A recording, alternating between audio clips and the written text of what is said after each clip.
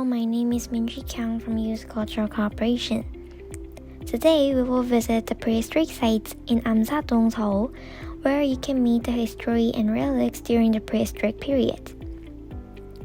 I will introduce you about roots of the Korean Peninsula culture and introduce the tools used at the time. We will also have a time to compare the Paleolithic and Neolithic periods, which are representative prehistoric times. Then, shall we go into the prehistoric sites of Korea? Before introducing the history and culture of prehistoric times, let me introduce the concepts of the word prehistoric period.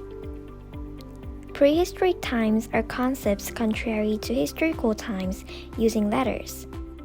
Therefore, in the prehistoric period, when there were no letters, the exact history or culture of the time written could not be found. So you can see people's lives with remaining relics.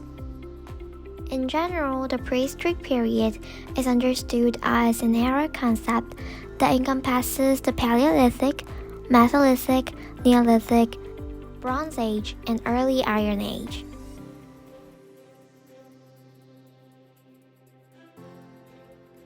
In prehistoric times, you can see many things that begins with the culture of the Korean Peninsula, and the representative thing is the change of the geographical features. Did you know that Korea was originally a continent attached to China and Japan, not the peninsula? At first, Asia, Europe, America, Australia, Africa, and Antarctica all connected to one. So the Korean Peninsula, Japan, and China could not be distinguished. Then 23 million years ago, when the Eurasian and Pacific plates collided with each other, Japan, which was at the end of the Eurasian plates, fell off from the Korean Peninsula. Then, seawater flowed into the valley between Korea and Japan, and the Ice Age began. During the Ice Age, the frozen sea levels reduced because of the Western Sea region, and southern provinces have land and lakes was the Eastern Sea area. However, since 10,000 years ago, the weather has been warm, and ice have melted, and the sea levels has risen, and the Western Sea and Southern Coast regions, which were low inland, have been submerged in seawater, resulting in the same coastline as today. The climate change that appeared in prehistory era created the geographical features of the Korean Peninsula today. Now let's look at the various exhibits in the exhibition hall. This is a hand axe, a representative relic of the Paleolithic era. Hand axes were tools made by breaking stones, and most of them are large enough to be held with one hand.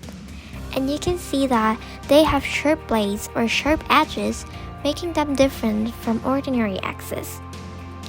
It was made by breaking thick stones from various angles and sharpening the ends. Hand axes were used to skin animals, trim the bones of animals and make them into tools, or when hunting animals. Hand axes were not made by trimming stones in a certain shape, but by breaking stones. Hand axes were similar to a MacGyver knife nowadays during the prehistoric period. A representative relic of the Neolithic period is comb pattern pottery. In the Neolithic era, people began farming and built houses around the river to settle down. As people farm and harvest grain, they recognized they had to store and cook the grain. And this was the comb pattern pottery's role. It is said that it was made by mixing water with mud and kneading it, making the dough into a long band, making it into a pottery shape, and engraving a comb pattern on the pottery, and lastly, they cooked this pottery on the fire. At this time, the reason why the comb pattern was engraved is presumed to be to harden the pottery.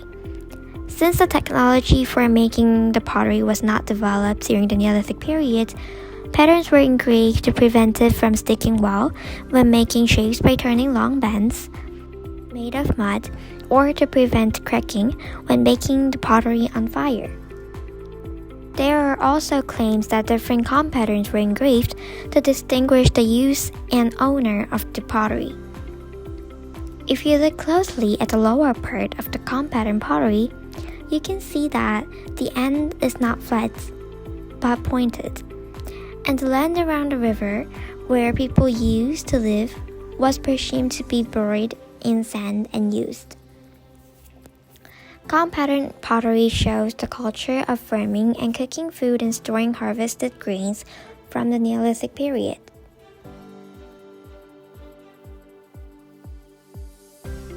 So far, we have introduced hand axes and comb pattern pottery, which are representative relics of the Paleolithic and Neolithic periods. As can be seen from the use and manufacturing of tools, there are differences in food, clothing, and residence. First is the difference in the way of clothing. During the Paleolithic era, animals were mainly hunted, so the animal skins were used as their clothes.